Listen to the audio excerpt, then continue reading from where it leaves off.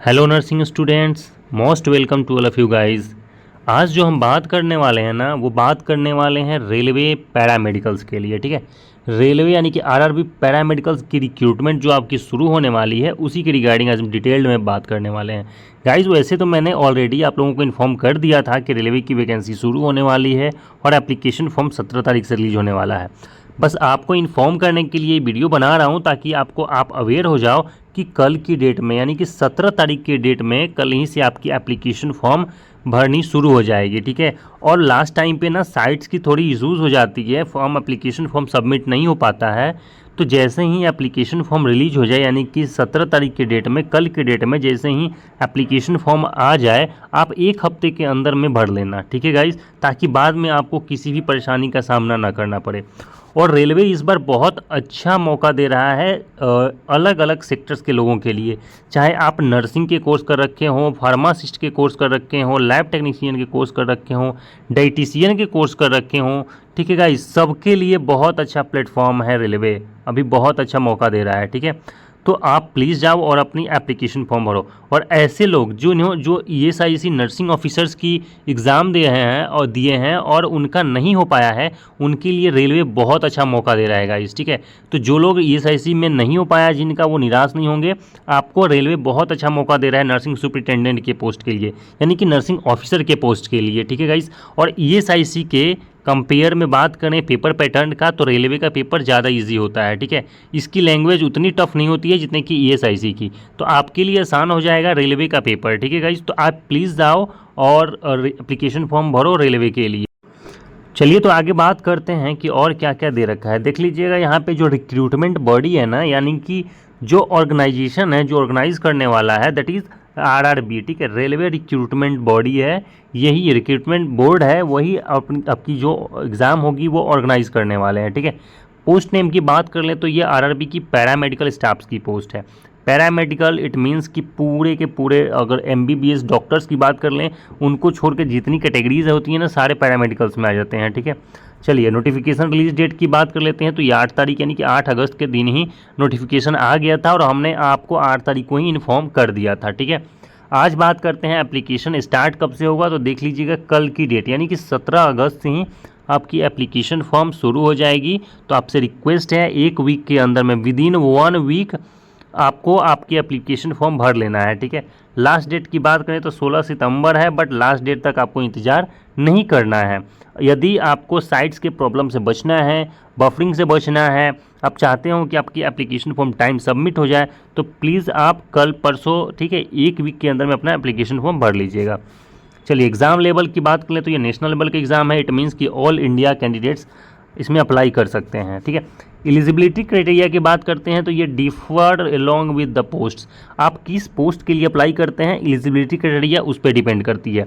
आगे हम eligibility criteria के बारे में भी बात करने वाले हैं। ठीक है, किस पोस्ट के लिए क्या एलिजिबिलिटी क्राइटेरिया रखी गई है। चलिए एग्जाम स्टेजेस की बात कर लेते हैं। तो ये कंप्यूटर बेस्ड टेस्ट होने वाला है। ठीक है, यानी कि पहले कंप्यूटर बेस्ड टेस्ट हो जाएगी, उसके बाद फिर आपका डॉक्यूमेंट वेरिफिकेशन होगा। ठीक है गाइज, क्वालिफिकेशन की बात करें तो ग्रेजुएशन के लिए भी मौका है, यानी कि जिन्होंने डिग्री कोर्स कर रखा है लाइक बीएससी इन नर्सिंग, तो आपके लिए भी मौका है। जिन्होंने डिप्लोमा कोर्स कर रखा है उनके लिए भी मौका है। ठीक है, सिर्फ ग्रेजुएशन की बात करें तो सिर्फ बीएससी नर्सिंग नहीं, बल्कि बी फार्मा आपने कर रखा हो या बीएससी नर्सिंग कर रखा हो, तो सबके लिए यहाँ पे मौका है। और यदि आपने डिप्लोमा इन फार्मेसी कर रखा है या फिर डिप्लोमा इन नर्सिंग यानी कि जीएनएम कर रखा है, तो भी आप लोगों के लिए अच्छा मौका है। ऑफिशियल वेबसाइट की बात कर लेते हैं। तो देख लीजिएगा यहाँ पे ऑफिशियल वेबसाइट www.indianrailways.gov.in, इसी साइट्स पे जाके आप अपनी एप्लीकेशन फॉर्म को सबमिट कर सकते हैं और आप अपने यहीं से एडमिट कार्ड डाउनलोड कर सकते हैं और फिर अपनी रिजल्ट्स भी चेक कर सकते हैं।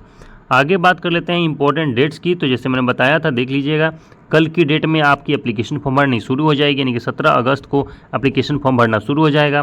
लास्ट डेट 16 सितंबर है।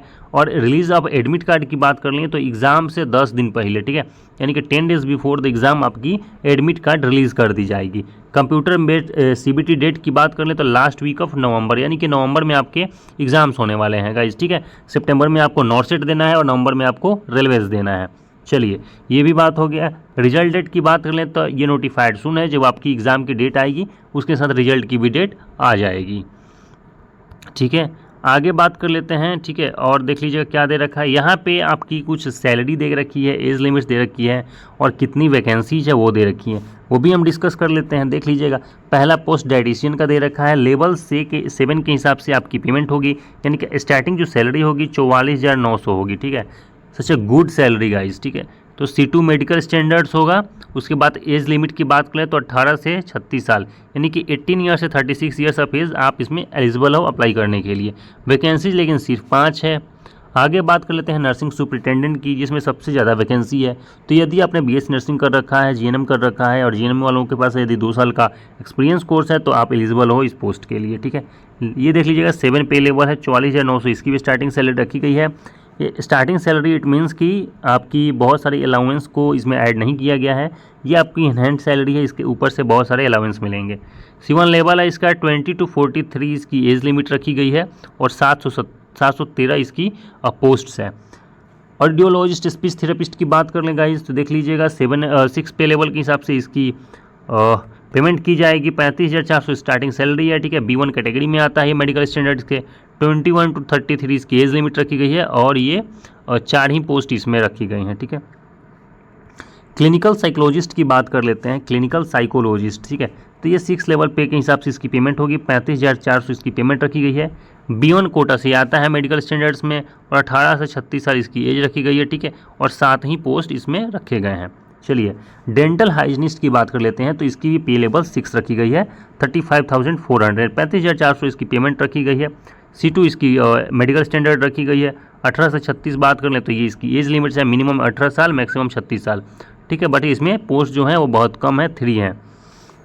डायलिसिस टेक्नीशियंस की बात कर लें गाइज, जितने भी किडनीज हॉस्पिटल्स होते हैं, जितने भी किडनी रिलेटेड हॉस्पिटल्स होते हैं, वहाँ पे डायलिसिस टेक्नीशियंस की बहुत ज़रूरत होती है, प्राइवेट सेक्टर्स में भी। बट बात हम अभी रेलवे की कर रहे हैं तो रेलवे हॉस्पिटल्स में भी आपकी 6 लेवल पे के हिसाब से पेमेंट की जाएगी और 20 पोस्ट रखी गई हैं इसमें, ठीक है। तो डायलिसिस टेक्नीशियंस के जिनके पास भी सर्टिफिकेट्स हो वो प्लीज़ जाके एप्लीकेशन फॉर्म जरूर भरिएगा। 20 इसकी मिनिमम एज रखी गई है और 36 की मैक्सिमम एज रखी गई है। हेल्थ मलेरिया इंस्पेक्टर्स की बात करें तो इसकी भी पेमेंट 6 लेवल के हिसाब से हो जाएगी और सैलरी 35,400 है। C1 मेडिकल स्टैंडर्ड्स रखी गई है। 18 से 36 इसकी एज लिमिट रखी गई है और इसमें अच्छी खासी पोस्ट दे रखी है, 126 पोस्ट है इसकी हेल्थ एंड मलेरिया इंस्पेक्टर्स की, ठीक है। आगे बात कर लेते हैं लेबोरेटरी सुपरिटेंडेंट की। तो देख लीजिएगा लेबोरेटरी सुपरिटेंडेंट जो ग्रेड 3 है इसकी 6 लेवल के हिसाब से पेमेंट होने वाली है, 35,400, ठीक है। एज लिमिट रखी गई 18 से 36 और 27 इसमें पोस्ट रखे गए हैं। परफ्यूशनिस्ट की बात करते हैं तो 6 लेवल के हिसाब से इसकी पेमेंट्स हो जाएगी 35,400, B1 मेडिकल स्टैंडर्ड और 21 to 43 एज लिमिट रखी गई है, बट पोस्ट बहुत कम है इसमें, ठीक है। उसके बाद करते हैं फिजियोथेरेपिस्ट की, जिन्होंने भी फिजियोथेरेपिस्ट की कोर्स कर रखा हो, आपने यदि 4 साल का डिग्री कोर्स कर रखा हो तो आप एलिजिबल हैं इस पोस्ट के लिए, ठीक है। 6 लेवल के हिसाब से पेमेंट हो जाएगी, 35,400 आपकी पेमेंट है। C1 इसकी मेडिकल स्टैंडर्ड है और 18 से 36 इसकी एज लिमिट रखी गई है, 20 इसमें पोस्ट्स हैं। गाइज इसी तरीके के बहुत सारे अलग अलग पोस्ट्स हैं, देख लीजिएगा। मैं वीडियो न लंबा हो जाए इसलिए आपको मैं स्क्रॉल करके दिखा देता हूँ। किसी भी पोस्ट से रिलेटेड यदि कोई भी जानकारी चाहिए हो आप कमेंट बॉक्स में कमेंट करिएगा, आपको डिटेल्ड इन्फॉर्मेशन दे दिया जाएगा, ठीक है। चलिए आगे बात कर लेते हैं जोन की। तो देख लीजिएगा अलग अलग जोन्स में अलग अलग वैकेंसी आई हुई है, ठीक है। जैसे कि देख लीजिए यहाँ पे अहमदाबाद जो जोन्स है RRB के, ये WR जोन्स है, 51 वैकेंसीज है वहाँ पे, ठीक है। RRB अजमेर जो है वहाँ की जो ये वाली जोन है और यहाँ पे 34 वैकेंसी दी गई है, ठीक है। RRB बेंगलोर की बात कर लें तो SWR इसकी जोन है और 82 वैकेंसी दी गई हैं। इसी तरीके से देख लीजिएगा जो अलग अलग जोन्स में अलग अलग वैकेंसी दी गई हैं, ठीक है। आपको जहाँ पे वैकेंसी ज़्यादा हो उस जोन के हिसाब से अकॉर्डिंगली आपको भरना चाहिए फॉर्म, ठीक है। वैसे आप जहाँ भी भरने के लिए इंटरेस्टेड हो वहाँ भर सकते हो, बट जहाँ पे वैकेंसी ज़्यादा है और क्राइटेरिया के हिसाब से वहीं यदि आप भरेंगे तो ज़्यादा अच्छा प्रेफरेंस मिलेगा आपको। देख लीजिएगा ये अलग अलग जोन्स हैं और अलग अलग जोन्स के हिसाब से अलग अलग पोस्ट दे रखी गई हैं।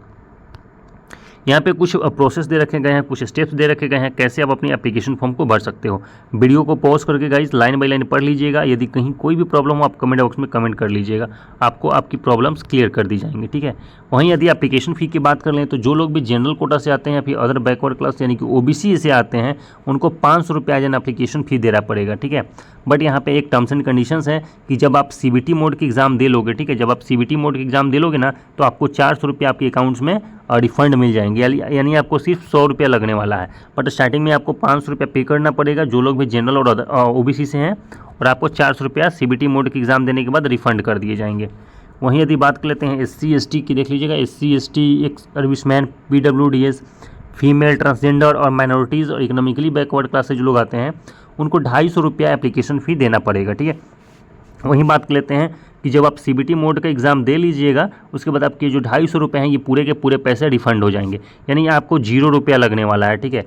जो लोग SC ST, ex serviceman, PWBD, female, transgender, minorities, economically backward class से बिलोंग करते हैं उनको 1 रुपया भी नहीं लगने वाला है। आपके 250 रुपये स्टार्टिंग में लगेंगे, पर वो भी पैसे आपको रिफंड मिल जाएंगे एग्ज़ाम देने के बाद। चलिए आगे बात कर लेते हैं कि और क्या दे रखा है गाइज़। तो यहाँ पे बहुत सारी चीज़ें और दे रखी गई हैं, देख लीजिएगा। यहाँ पे ये एजुकेशनल क्वालिफिकेशन दे रखे हैं, तो आप जिस पोस्ट के लिए भी एलिजिबल हो उस पोस्ट के ये पॉज करके आप अपनी एलिजिबिलिटी क्राइटेरिया देख लीजिएगा। किसी भी पोस्ट की एलिजिबिलिटी क्राइटेरिया या फिर किसी भी चीज़ से रिलेटेड कोई भी प्रॉब्लम हो आप कमेंट बॉक्स में कमेंट कर लीजिएगा, आपको आपकी रिप्लाईज़ मिल जाएंगे, ठीक है। बस आपको इन्फॉर्म करने के लिए ये वीडियोज़ बनाया गया है। कहीं से कोई भी प्रॉब्लम हो आपको, आप प्लीज़ कमेंट बॉक्स में पूछ लीजिएगा, ठीक है गाइज़। हमारी टीम या फिर मैं खुद आपको रिप्लाई कर दूंगा। चलिए आगे देखते हैं कि और क्या दे रखा है। आगे यहाँ पे एग्ज़ाम के कुछ पैटर्न्स दे रखे हैं, वो हम डिस्कस कर लेते हैं। सारे लोगों की इसी बेसिस पे एग्ज़ाम होने वाली है, चाहे आप किसी भी कैटेगरी के लिए, किसी भी पोस्ट के लिए एलिजिबल हो, ठीक है।